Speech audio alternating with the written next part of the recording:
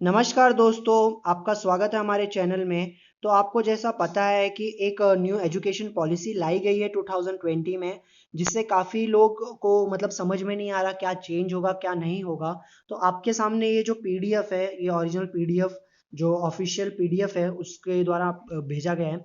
तो कैसे किस वक्त में पॉलिसी चेंज हुई, क्या क्या पॉलिसीज में चेंज हुआ है, कैसे हमारा एजुकेशन सिस्टम चेंज हो जाएगा इंडिया का ये पॉलिसी के बाद, ये सब ये पीडीएफ में समझाया गया है। तो आप यहाँ पे देख सकते हो 1948 से लेके 49 में यूनिवर्सिटी एजुकेशन कमीशन आया था। तो ऐसे इस वक्त मतलब जो जो है secondary education education commission, national policy 42 constitutional amended, national policy on education, ऐसे कर करके जो पॉलिसीज चेंज हो जाते हैं। मतलब यहाँ पे डेट लिखा गया है कब कब चेंज हुआ है। तो सुब्रमण्यम कमेटी रिपोर्ट में 27 मई 2016 को एक बनाया गया था, उसमें भी चेंजेस हुआ। और सबसे लेटेस्ट है जो अभी बनाया गया है हमारा कस्तूरीरंगन कमेटी रिपोर्ट, ये 2019 से इसका प्रोसेस चालू हो गया था और इसको अभी इम्प्लीमेंट किया गया है। अगर आपको इस पॉलिसीज या एजुकेशन सिस्टम के बारे में और जानना है तो आप यहाँ पे mygovernment.in में जा सकते हैं। अब यहाँ पे क्या बताया है, इसमें थोड़ी सी इंफॉर्मेशन दी है, कितनी बुक्स है, क्या है हमारा ग्राम पंचायत ब्लॉक्स वगैरह अलग अलग उसमें डिवाइड किया जाता है। और कभी क्या मीटिंग रखी गई है, यहाँ पे लिखा है स्पेशल मीटिंग ऑफ सीएबी। मतलब ये सब पहले से चेंज करने का सोचा गया था।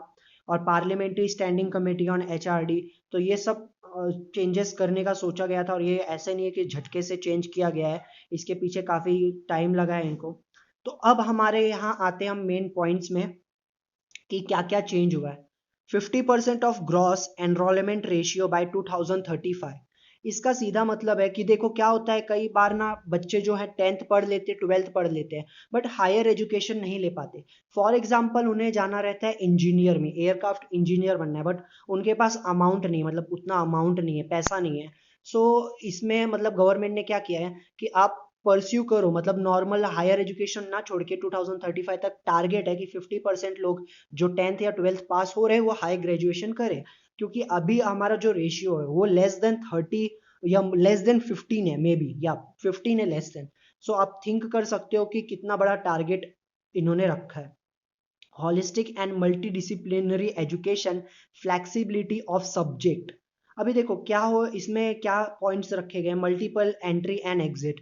फॉर एग्जाम्पल अगर आपको पहले देखो क्या होता था, पहले ना हमारा 10+2 पैटर्न था, मतलब हमें 10th तक पढ़ना है और फिर सेकेंड मतलब 11th या 12th के लिए हमें चूज करना है कॉमर्स आर्ट साइंस या जो भी हमारा कोर्स है। बट अब क्या होगा, आपको 9th से आपको चॉइस मिल जाएगी कि आपको क्या करना है क्या नहीं करना है। इसको मैं आगे विस्तार से अपने आपको बताऊंगा ताकि आपको ये समझ में आ सके। जैसे एक और मल्टीपल एंट्री और एग्जिट का एक सीधा साधा स्ट्रक्चर समझ लेते हैं।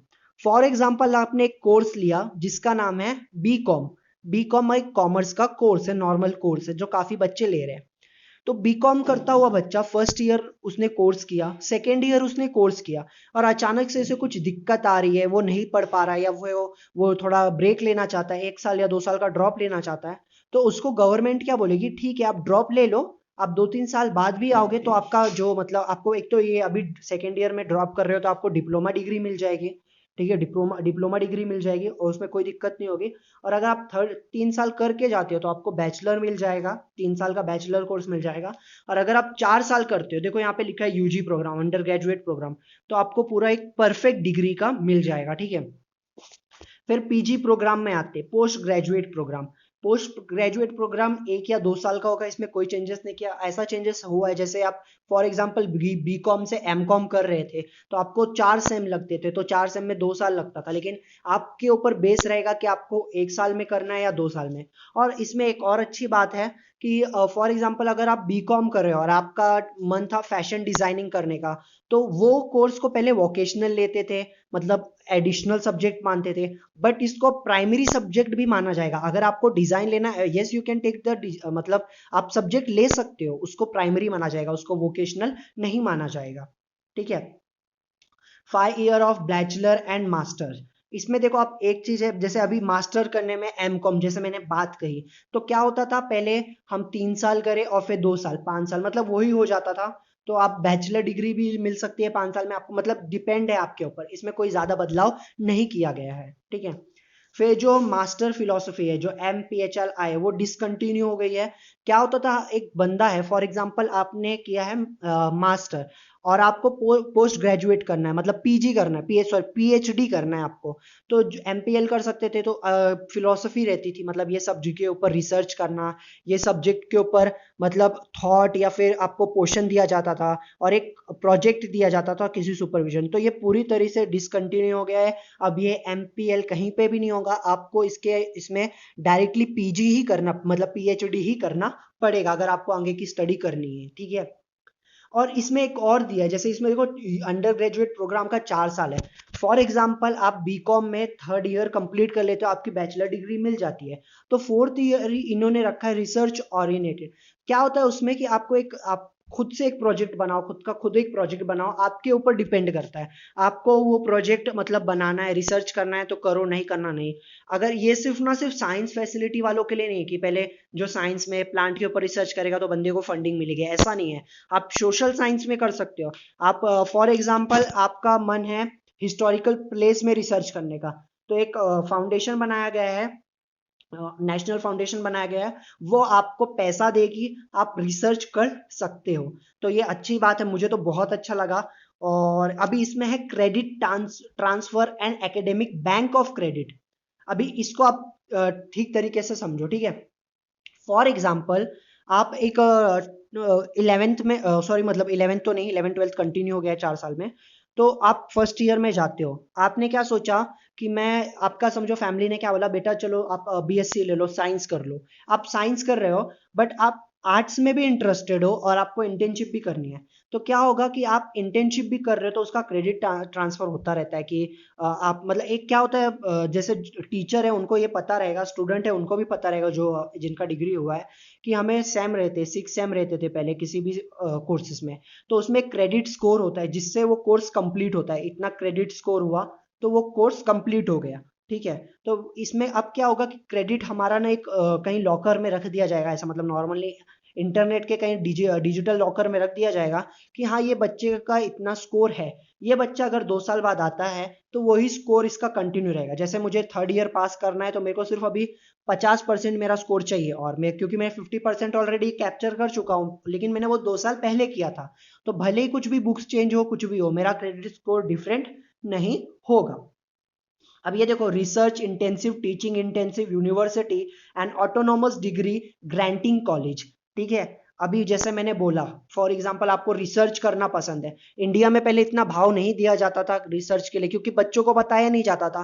तो आपको रिसर्च करना पसंद है तो आपको डिग्री मिलेगी। ऐसा नहीं है कि फॉर एग्जांपल अगर आपको नहीं करना भैंस की टेट, अगर आपको करना ही नहीं है साइंस, आपको क्या करना है, एक फैशन डिजाइनिंग कोर्स करने हैं या फिर कुछ करना है, तो वो वोकेशनल कोर्स नहीं होगा, वो आपकी डिग्री कोर्स होगी। ऐसा उसको फालतू कोर्स नहीं माना जाएगा। अगर आपको डांस करना है तो डांस को एक परफेक्ट कोर्स माना जाएगा कि हाँ ये बच्चे ने डांस में डिग्री ली है करके, ठीक है।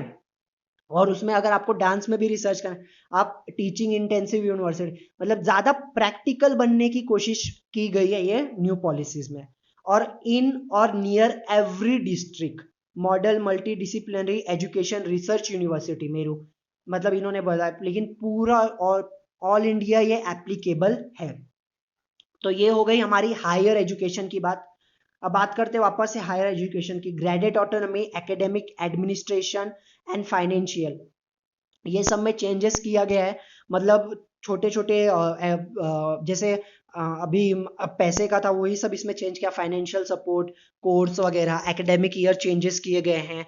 जैसे अभी मार्च वगैरह में एग्जाम होते थे तो थोड़ा शायद नेक्स्ट ईयर तो होंगे क्योंकि अभी ये वायरस वगैरह का सीन चल रहा है, बट उसके नेक्स्ट ईयर में शायद से टाइम टेबल वगैरह सब चेंज हो जाएंगे। Phasing out affiliation system in 15 years, मतलब वही एफिलिएशन सिस्टम इन 50 ईयर्स, एक टारगेट रखा है इसने। नेशनल मिशन ऑन मेंटोरिंग, अभी देखो मेंटोरिंग को ज्यादा भाव नहीं दिया जाता था, मतलब बताया नहीं जाता था और उनको टीच नहीं किया जाता। आपको पता है IPL टीम है, तो IPL टीम का भी एक मेंटोर रहता है। अगर आप पबजी खेलते हो, पबजी ई स्पोर्ट के बारे में अगर ज्यादा जानते हो, या फिर आप टीचिंग में करते हो या किसी कंपनी, बड़ी कंपनी में, तो आपको एक मेंटोर रहता है, बाहर से बुलाया जाता है, तो आपको टीच करता है मेंटली कि yes you can, yes you can, yes you can. तो इसको पहले भाव नहीं दिया जाता था और अभी दे रहे हैं। इंडिपेंडेंट बोर्ड ऑफ गवर्नर, वो रूल होगा इसमें, मतलब जो गवर्नर का रूल चलेगा, अभी सबका किसी का भी अपने दम पे नहीं। फॉर एग्जाम्पल, और ये फेजिंग आउट एफिलिएशन सिस्टम ऐसा था कि जैसे मुंबई यूनिवर्सिटी है, तो क्या होता था कि कोई भी किसी का भी ले लेता था, सस्ते में कोर्स करवा दे, मतलब महंगा कोर्स ले लेता था, भर भर के पैसा लेता था। फॉर एग्जाम्पल, मैं स्कूल का नाम नहीं लेना चाहूंगा, बट एक आर्ट का स्कूल है मुंबई में जो 7 to 8 लाख रुपीज लेता है, तो ये बहुत ही मनमानी हो गई। ये आई नो कि मतलब वो बहुत अच्छा स्कूल या कॉलेज है, बहुत ये है, बट वो बहुत ही ज्यादा मनमानी हो गई। तो गवर्नमेंट ने उस पर रोक लगाई है, मतलब मिनिमम अमाउंट जो गवर्नमेंट को लग रहा है वो। और इसमें single regulator for higher education including legal and medical, मतलब यहाँ पे जो लॉ के स्टूडेंट है उनके लिए भी सिंगल रेगुलेटर, मतलब वही जो एक ही सिस्टम जो मैंने अभी पहले बताया यही रहेगा। ऐसा नहीं है मेडिकल का भी। मेडिकल का क्या सीन है, देखो जैसे मैं एग्जांपल लेता हूँ, एक बच्चे को डॉक्टर बनना है, उसने एंट्रेंस एग्जाम दिया, एंटर किया बंदे ने, और अचानक और वो डॉक्टरेट के साथ कुछ और भी करना चाहता है, मतलब डॉक्टर की स्टडी तो कर रहा है बट कुछ और भी करना चाहता है, और अचानक से वो डॉक्टर की उससे हट जाता है कि उसके वो पसंद नहीं आता और वो अलग सब्जेक्ट में चला जाता है, तो उसका जो पुराना मार्क्स है वो भी नए मार्क्स उसमें कैलकुलेट किया जाएगा। Online self disclosure based transparent system for approval in place of inspection. Depend करता है, जैसे मुझे नहीं पढ़ना, मेरे को ये एरिया में नहीं पढ़ना, किसी और एरिया में पढ़ना है, तो काफ़ी सारी दिक्कत होती थी। तो इसमें डायरेक्टली बहुत इजी कर दिया गया है, और इसमें कुछ इतना खास नहीं है। Common norms for public and private, HELS, private philanthropic partnership fee fixation within a board regulatory framework, public investment in education sector to reach 6% of GDP at the earliest. अभी मैं तीनों पॉइंट एक साथ समझा देता हूँ। पहले public investment, तो क्या होता था, हमारा जो GDP का 4% लगाया जाता था, 4.6% लगाया जाता था GDP का एजुकेशन में, मतलब गवर्नमेंट स्कूल में, लेकिन अब क्या कर दिया गया है, वो 6% कर दिया गया, मतलब 2% और इंक्लूड कर दिया गया। और क्या होता था कि देखो, जैसे कोचिंग सेंटर का एग्जाम्पल लेते, एक स्कूल का ही एग्जाम्पल लेते, वो गवर्नमेंट को क्या दिखाते थे कि हमारे पास 100 बच्चे हैं, मतलब 1000 बच्चे, उनके पास 1000 बच्चे रहते थे, तो वो क्या बोलते थे, 100 बच्चे हैं, और सिर्फ 100 बच्चों का टैक्स भरते थे और 900 बच्चों का पैसा जेब में डालते थे। तो ऐसा नहीं होगा। अब क्या होगा कि जो उनका मतलब एक परफेक्ट होगा, मतलब इतना तो गवर्नमेंट डायरेक्टली नहीं कर सकती, बट गवर्नमेंट इसमें भी ध्यान दिया, फी फिक्शन, मतलब ज्यादा एक्स्ट्रा फीस नहीं लेंगे, फालतू का फीस जो हमारे लिस्ट में आ जाता था स्कूल के बच्चों में अदर फीस करके, और स्कूल वालों से पूछेंगे कि क्या होता है अदर फीस, तो वो भाषण झाड़ने लगते थे, तो वो सब नहीं चलेगा। और इसमें लिखा है पब्लिक और प्राइवेट में, दोनों में। तो देखो, इसमें ये तो नहीं लिखा, बट मुझे क्या लग रहा है, जैसे इन्होंने ऐसा किया ना कि पहले 5 साल से 16 साल के बच्चों का था admission and all government facilities, तो अब 3 साल से लेके 18 साल के बच्चों को कर दिया गया है। तो आई होप कि आपको मिड डे मील भी, जो गवर्नमेंट स्कूल है और कॉलेजेस है, आपको आई होप कि 18 साल के बच्चों तक भी पहुंच सकता है, तो शायद ये अच्छी बात हो सकती है। ये इसमें लिखा तो नहीं है, बट इनके ये उससे लग रहा है मुझे। ठीक है। फिर नेशनल रिसर्च फाउंडेशन बनाया गया है, NRF, जो ऐसा मैंने बताया, रिसर्च के लिए आपको पैसा यही लोग देंगे, मतलब यही फंड करेंगे। इंटरनेशनलाइजेशन ऑफ एजुकेशन, जो फॉरेन कंट्रीज के कुछ सब्जेक्ट है, अच्छी खासी चीज है, वो एडप्ट करेंगे हम लोग। Integration of vocational teacher and professional education, ज्यादा प्रोफेशनल कोर्स देंगे। अगर बेटे अभी आपको समझो, क्या होता था कि पहले ना हम लोग को फिजिक्स सिखा रहे, केमिस्ट्री सिखा रहे, और हमें फिजिक्स का सब कुछ आता था, हम इतने रट्टू पोपट हो गए थे कि भाई ये क्या होता है, कंडक्टर क्या होता है, जनरेटर, DC वगैरह सब, बट प्रैक्टिकल में हमें बल्ब चेंज करना भी नहीं आता था। तो वो सब नहीं होगा। ये क्या बोल रहे हैं, आपको प्रोफेशनली बताना, मतलब एक जो आपको कोर्स अच्छा लगता है, आपको डांस अच्छा लगता है, गेम अच्छा लगता है, वही आपको करो। Setting up a new quality, HEI been made easier. हाँ, मतलब न्यू क्वालिटी इजियर ही बना दिया गया है कि अभी क्या होगा कि जो 10th, जो 11th और 12th में तुम्हारा अचानक से बोलते थे भाई ले लो कॉमर्स, ले लो आर्ट्स, तो अब क्या बोलेंगे वो लोग कि 9th में आप कॉमर्स आर्ट्स वगैरह, मतलब कॉमर्स वगैरह तो जाने दो यार, कुछ बचा ही नहीं है। अब एक ही कोर्स में आप, जैसे आर्ट्स में हो, फॉर एग्जाम्पल आप आर्ट्स में हो और आपको बायोलॉजी भी पसंद है, तो आपको बायोलॉजी भी मिलेगी, आपको हिस्ट्री पसंद है तो आपको हिस्ट्री भी मिलेगी। ऐसा हो गया है, समझ में आ रहा है। Special education zone for disadvantage region, कहीं कहीं पे जैसे अभी आसाम में फ्लड आया, बिहार में फ्लड आया, काफी लोग अफेक्टेड हुए, 16-18 लाख लोग अफेक्टेड हुए। तो अब क्या किया जाएगा, वहां पे कुछ अलग से मतलब स्पेशल दिया जाएगा, जैसे उनके लिए स्पेशल कंडक्ट किया जाएगा ऑनलाइन, या फिर उनको फोन वगैरह, मतलब वो तो गवर्नमेंट के कि वो कैसे सोच रखती है वहां तक कैसे पहुंचेगी। National Institute for Pali, Persian and Prakrit, मतलब ये लैंग्वेज है, इनको इनके लिए भी एक नेशनल इंस्टीट्यूट किया जाएगा, मतलब एक नेशनल इनको दिया जाएगा ऐसे दर्जा। National educational technology forum MHRD to be rename as a MO education, ठीक है।